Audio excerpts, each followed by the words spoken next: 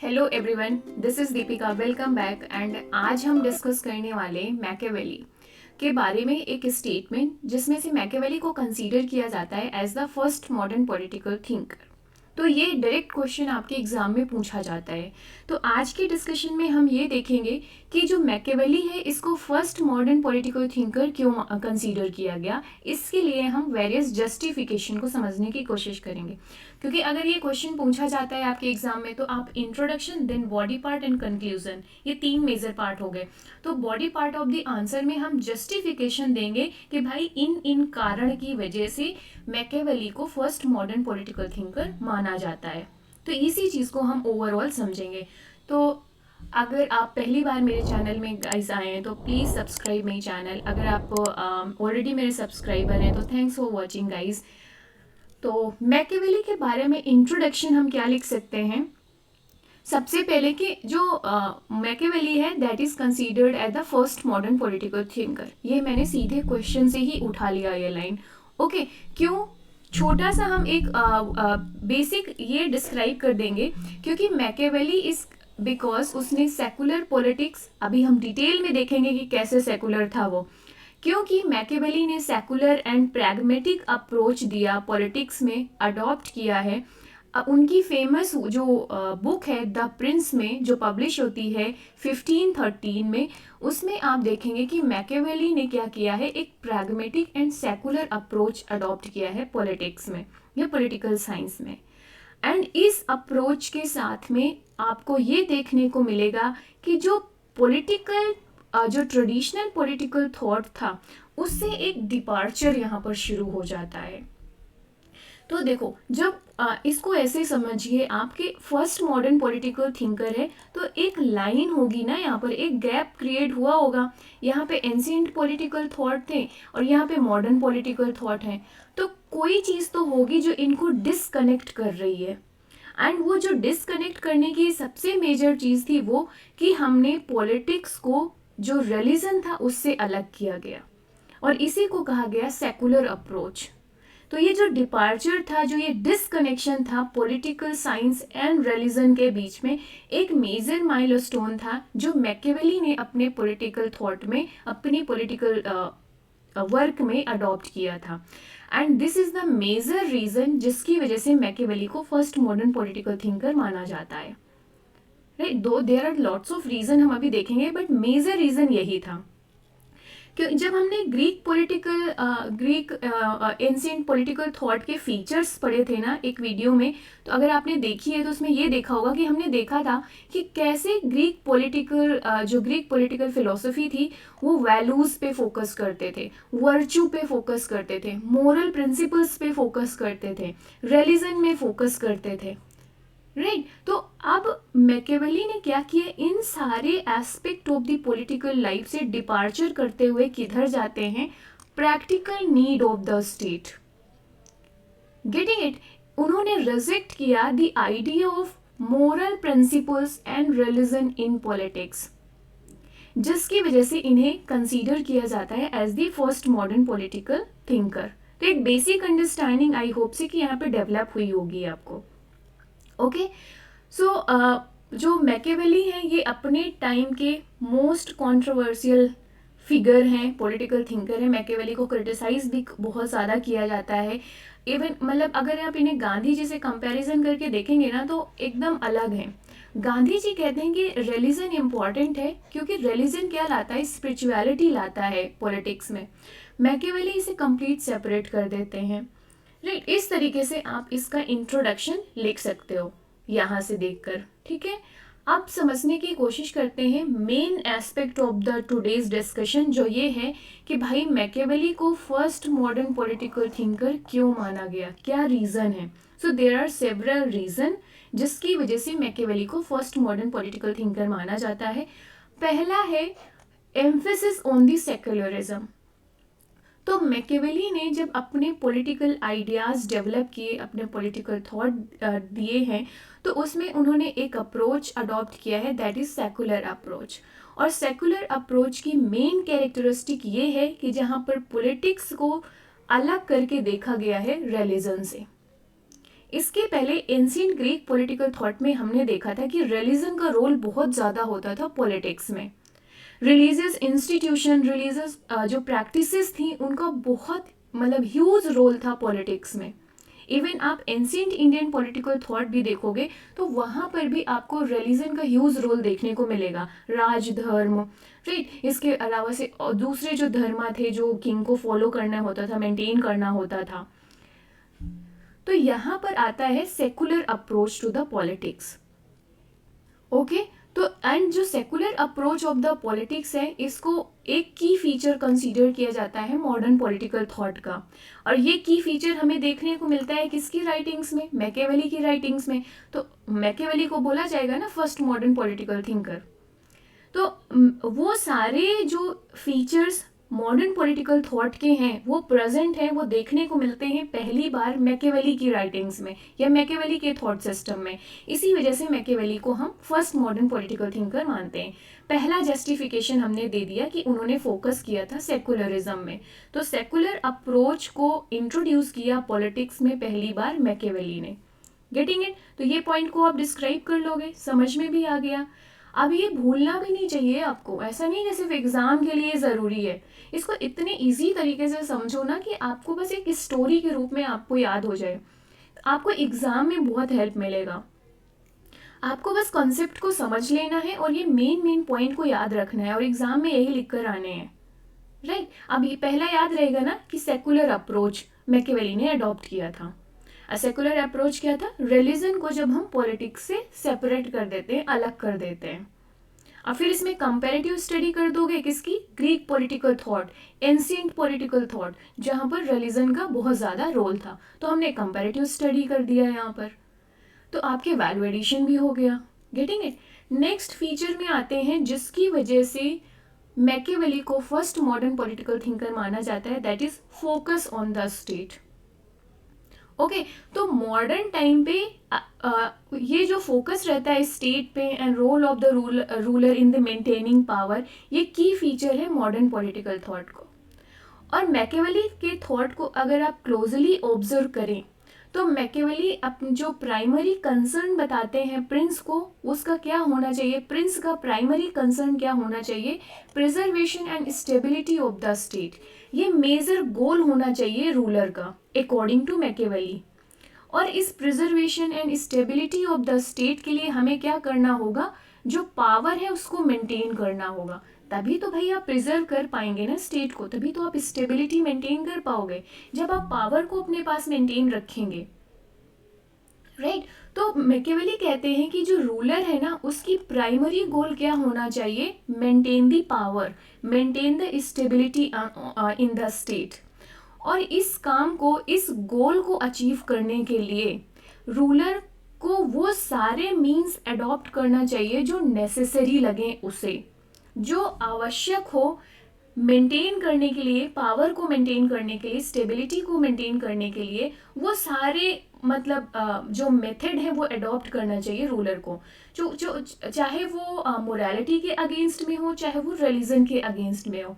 शाम दाम दंड भेद, ये सारे जो एक फ्रेज यूज किया जाता है कि वो सारे आप मेथड अडॉप्ट कर लो, वो सारे रास्ते अपना लो, चाहे वो गलत हो या सही हो।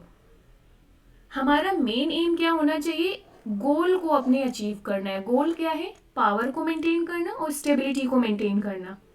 अब ये किसी भी कीमत पर हो सकता है, कुल मिलाकर ये है, क्योंकि हम किस तरीके का रास्ता अपना रहे हैं, हमें चाहे युद्ध करना पड़ जाए या किसी का मर्डर करना पड़ जाए या किसी की प्रॉपर्टी छीननी पड़ जाए, कुछ भी करना पड़ सकता है हमें अपने इस गोल को अचीव करने के लिए। अगर रूलर ने ये गोल को अचीव कर लिया तो उसके सारे एक्शन जस्टिफाइड हैं।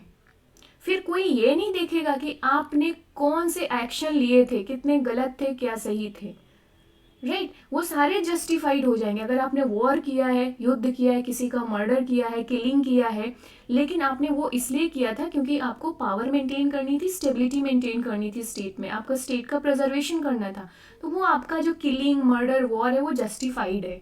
कुल मिलाकर ये है। और जो स्कॉलर्स हैं वो मानते हैं कि this is the key features of the modern political thought, जो फोकस करता है किसमें? मेंटेनिंग ऑफ द पावर में। और ये थॉट आपको देखने को मिलते हैं पहली बार मैकियावेली के राइटिंग्स में, मैकियावेली के पॉलिटिकल आइडियाज़ में, और इसी वजह से मैकियावेली को फर्स्ट मॉडर्न पॉलिटिकल थिंकर माना जाता है। Got it? तो पहला आपको समझ में आ गया, सॉरी सेकंड कॉन्सेप्ट भी आपको समझ में आ गया होगा। नेक्स्ट अगर देखें हम यहाँ पर, तो वो है emphasis on the individual and individual freedom. Okay, तो रिकॉल करो जब आप एंशियंट पॉलिटिकल थॉट पढ़ रहे थे, चाहे वो ग्रीक सिटी स्टेट का हो चाहे एंशियंट इंडिया को, वहाँ पर मेन फोकस क्या रहता था? कॉमन गुड को अचीव करना, राइट? प्लेटो पढ़ोगे, एरिस्टोटल पढ़ोगे, वो सब क्या बात करते हैं कि भाई कॉमन गुड अचीव होना चाहिए। रूलर का काम है सोसाइटी में वो सारे एक्शन लेना जिससे हम कॉमन गुड को अचीव कर पाए, राइट? लेकिन मॉडर्न पॉलिटिकल थॉट की इम्पॉर्टेंट फीचर ये है जहाँ पर फोकस किया जाता है इंडिविजुअल के इंटरेस्ट पे, इंडिविजुअल के राइट्स पे, इंडिविजुअल की फ्रीडम पे, इंडिविजुअल की लिबर्टी पे। ये मॉडर्न पॉलिटिकल थॉट का की फीचर है और ये पहली बार देखने को मिलता है मैकियावेली के राइटिंग्स पे। Getting it? तो मैकियावेली फोकस करते हैं इंडिविजुअल एंड इंडिविजुअल फ्रीडम में। उनका मानना है कि जो रूलर है ना, वो कोई भी डिसीजन ले सकता है, हो सकता है वो ट्रेडिशनल मोरालिटी और जो रिलीजियस डॉक्ट्राइन है इसके खिलाफ ही क्यों ना हो, ओके, लेकिन वो रूलर है, उसका मेन काम है पावर को मेंटेन करना, स्टेबिलिटी को मेंटेन करना, इसलिए वो डिसीजन ले सकता है। Getting it? जबकि आपको ये सारे चीज़ें एंशियंट पॉलिटिकल थॉट में देखने को नहीं मिलेंगी। वहाँ पे मेन क्या रहेगा भाई? वर्चुअस क्वालिटी बनाकर रखना है, वर्चुअस लाइफ बनाकर रखना है, मोरालिटी बनाकर रखना है, राइट? एथिकल वैल्यूज़ के खिलाफ नहीं जा सकते हैं। Getting it? तो ये हो गया एक सेकेंड, थर्ड पॉइंट आपको एक्सप्लेन कर देंगे। एक और इम्पॉर्टेंट जस्टिफिकेशन जो आप दे सकते हैं, जो मैकियावेली को फर्स्ट मॉडर्न पॉलिटिकल थिंकर बनाता है, वो है emphasis on the exercise of power. तो जो पावर का कॉन्सेप्ट है ये मॉडर्न पॉलिटिकल थॉट का एक इम्पॉर्टेंट फीचर है, और पावर का यूज कैसे करना है, पावर को एक्सरसाइज कैसे करना है, इसके बारे में पहली बार थॉट आपको देखने को मिलेंगे मैकियावेलीज के पॉलिटिकल आइडियाज़ में। तो मैकियावेली का जो पॉलिटिकल आइडियाज़ है उसमें से एक ये भी है जो जोड़ देता है एक्सरसाइज ऑफ द पावर। अब एक्सरसाइज ऑफ द पावर क्या है? देखो, पावर क्या होती है कि जब आप अपने डिसीजंस किसी पर थोप सकें या किसी को वो करने के लिए बाध्य कर सकें जो आप चाहते हैं, यही तो पावर हुई ना। मान लीजिए ये ए पर्सन है, इसके पास पावर है, तो ये जो B, C, D पीपल्स होंगे इनसे वो काम करवा लेगा जो ये चाहेगा। तो अब एक्सरसाइज ऑफ द पावर क्या है कि अपनी जो ये पावर है उसका यूज करना, चाहे वो इनसे फोर्सफुली काम कराए, चाहे वो इमोरलिटी को यूज करके कराए, राइट? हो सकता है आदेश देकर करा दे, अगर आदेश देकर नहीं मान रहे हैं B, C, D तो वो क्या करेगा? फोर्स का इस्तेमाल करेगा, या इनको धमकी दे सकता है, किलिंग कर सकता है, मर्डर कर सकता है, कुछ भी तरीका अपना सकता है एक्सरसाइज ऑफ द पावर के लिए। और इस तरीके की चीज़ें आपको देखने को मिलती हैं मॉडर्न पॉलिटिकल थॉट में। भाई एंशियंट पॉलिटिकल थॉट में तो वर्चू था, मोरालिटी था, एथिकल वैल्यूज थी, वहाँ पर ये सब चीज़ें कैसे हो सकती है? तो एक्सरसाइज ऑफ द पावर की फीचर है मॉडर्न पॉलिटिकल थॉट का, और इसके आइडियाज़ आपको देखने को मिलेंगे मैकियावेली के थॉट पे। तो इसलिए मैकियावेली को हम फर्स्ट मॉडर्न पॉलिटिकल थिंकर मानते हैं। Getting it? नेक्स्ट एक जस्टिफिकेशन दे सकते हो आप मैकियावेली के लिए, वो है रियलिज्म, कॉन्सेप्ट ऑफ रियलिज्म। तो जो रियलिज्म है दैट इज अ की feature of the modern political thought, जहां पर हम ट्रेडिशनल मोरालिटी को रिजेक्ट करते हैं and the practical need of the state को कंसीडर करते हैं। प्रैक्टिकल नीड जैसे जैसे फॉर एग्जांपल हमें अपनी स्टेट की बाउंड्रीज को प्रोटेक्ट करना है, तो उसके लिए हो सकता है हमें वॉर करना पड़ जाए किसी के साथ में। Getting it? तो ये प्रैक्टिकल नीड है स्टेट की। इसी तरीके से मैकियावेली के आइडियाज में आप देखेंगे कि रियलिज्म या रियलिस्टिक अप्रोच मिलेगा। रियलिस्टिक अप्रोच ये है कि जो मैकियावेली है वो ये कहते हैं कि जो रूलर है ना, उसको कैसा होना चाहिए कि वो चेंजिंग सर्कमस्टेंसेस के आधार पर अपने आप को कैपेबल बनाए, और वो सारे डिसीजन या एक्शन लेने के लिए प्रिपेयर रहे जो ज़रूरी है पावर को मेंटेन करने के लिए। Getting it. और मैकेवेली रिजेक्ट करते हैं अपनी पॉलिटिकल थॉट पे, इस बात से डिनाई करते हैं कि जो मोरल प्रिंसिपल है उनके द्वारा पॉलिटिक्स को गवर्न किया जाना चाहिए, इस बात को वो नकार देते हैं। मैकेवेली कहते हैं कि पॉलिटिक्स में मोरल प्रिंसिपल की कोई ज़रूरत नहीं है। Getting it. रूलर को practical need of the state से ड्रिवन होना चाहिए, practical need of the state को ध्यान में रखकर एक्शन लेना चाहिए, ना कि मोरल प्रिंसिपल को ध्यान में रखकर। और इस तरीके से ये जो रियलिस्टिक अप्रोच है मैकियावेली को फर्स्ट मॉडर्न पॉलिटिकल थिंकर बनाता है। ओके, नेक्स्ट अगर हम देखें जो एक और आप दे सकते हैं जस्टिफिकेशन मैकियावेली के लिए, जो फर्स्ट मॉडर्न पॉलिटिकल थिंकर इनको माना जाता है, वो है मैकियावेलीज की जो राइटिंग स्टाइल्स थी। जैसे द प्रिंस उन्होंने बुक लिखी अपनी, तो आप देखोगे कि मैकियावेली ने क्या कि जो जो जो राइटिंग्स हैं, जो राइटिंग स्टाइल है, उसमें मॉडर्निटी रिफ्लेक्ट होती है। जैसे हम बात कर रहे थे ना कि एक लाइन खिंची होगी ना, डिफरेंट लाइन, यहाँ पे एंशिएंट पॉलिटिकल थॉट रहे होंगे, यहाँ पे मॉडर्न पॉलिटिकल थॉट रहे होंगे, तो एक कंप्लीट यहाँ पर डिपार्चर देखने को मिलेगा। तभी आप कहोगे ना कि भाई नहीं, अब एंशिएंट से आप मॉडर्न में मूव कर रहे हो। जैसे हमने देखा था यहाँ पे वैल्यूज को फोकस कर रहे थे और यहाँ पे बोल रहे हैं कि नहीं भाई, प्रैक्टिकल नीड होनी चाहिए, सेकुलर अप्रोच होना चाहिए। इसी तरीके से राइटिंग स्टाइल में अगर देखा जाए तो एंशिएंट टाइम पे यूज होता था आपका जो डिफरेंट जो लैंग्वेजेस थी ना, वो लैटिन लैंग्वेजेस पे ज़्यादा फोकस किया जाता था और वो डिफरेंट टाइप का उनका एक अपना स्टाइल था। मैकियावेली क्या करते हैं, वर्नाकुलर लैंग्वेजेस अडॉप्ट करते हैं। जो भी स्कॉलर राइटिंग्स करते हैं यहाँ पर, एकेडमिक राइटिंग्स करते हैं, वो वर्नाकुलर लैंग्वेज में, तो ये लैंग्वेज राइटिंग स्टाइल के रूप में भी आपको एक डिपार्चर देखने को मिलेगा, एक गैप देखने को मिलेगा। और ये भी रिफ्लेक्ट करता है modernity in the thought of Machiavelli. Getting it. तो ये एक पॉइंट आप मेंशन कर सकते हो। तो ये था कई सारे रीज़न जिसकी वजह से मैकियावेली को फर्स्ट मॉडर्न पॉलिटिकल थिंकर माना जाता है। तो आई होप सो कि अभी आप इस क्वेश्चन को अटेम्प्ट कर सकते हो अपने एग्जाम में। और हमने 5-6 आर्गुमेंट्स लिए हैं जो ये जस्टिफाई करते हैं कि हाँ भाई, जो मैकियावेली है वो फर्स्ट मॉडर्न पॉलिटिकल थिंकर है। समझ में आ गया आपको ये चीज़ें बात? अगर कोई डाउट हो तो मुझे कमेंट कर लेना नीचे। ओके, तो अब अपने डिस्कशन को, अपने आंसर को हम कंक्लूड करेंगे। तो जो भी हमने डिस्कस किया है उसको समराइज कर देंगे। तो in conclusion we can say that कि जो मैकियावेली है वो फर्स्ट मॉडर्न पॉलिटिकल थिंकर है। क्यों है? क्योंकि जो मैकियावेली के थॉट्स हैं, पॉलिटिकल थॉट हैं, वो रिप्रेजेंट करते हैं एक डिपार्चर को from the traditional political thought से, एंड रिफ्लेक्ट करता है एक secular approach in politics, state centred pragmatic approach, individualistic approach to the politics. And next you can mention कि जो मैकियावेली है उन्होंने रिजेक्ट किया है the idea of moral principle in politics. देखा हमने इसे, तो डिटेल में हमने एक्सप्लेन किया है। और मैकियावेली का फोकस है कि जो रूलर है ना, उसको अपने एक्शन किस आधार पर लेना चाहिए, practical needs of the state. अगर स्टेट के लिए ज़रूरी है कि हमें वॉर करना है या मर्डर करना है, किलिंग करना है, या रिलीजन के खिलाफ जाना है, तो वो एक्शन ले सकता है। तो इस तरीके से जो मैकियावेली है उसके थॉट्स या पॉलिटिकल आइडियाज रिफ्लेक्ट करते हैं मॉडर्निटी को। ओके, और यहाँ पर आपको एक डिपार्चर देखने को मिलता है ट्रेडिशनल पॉलिटिकल थॉट से towards the modern political thought. और दिस इज द रीजन हम मैकियावेली को कहते हैं फर्स्ट मॉडर्न पॉलिटिकल थिंकर।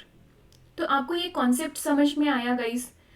तो कमेंट में बिलो कि आज का डिस्कशन आपको कैसा लगा। कोई डाउट हो तो मुझे कमेंट कर सकते हो। और आई होप कि इतना इनफ कंटेंट है, आप इसको एक्सप्लेन कर सकते हो, फर्दर वैल्यू एडिशन कर सकते हो, कुछ फ्लो चार्ट बना सकते हो अपने आंसर को और इम्प्रेसिव बनाने के लिए, जिससे कि आपको एक्स्ट्रा मार्क्स मिल सके। तो अब ये जो मैंने क्वेश्चन प्रोवाइड किया है इसकी प्रैक्टिस ज़रूर करना। ओके, अगर पसंद आया हो तो प्लीज़ लाइक कर देना मेरे वीडियो को, and please subscribe me channel, share with others to support me. Thanks for watching, see you in the next video, bye bye, take care.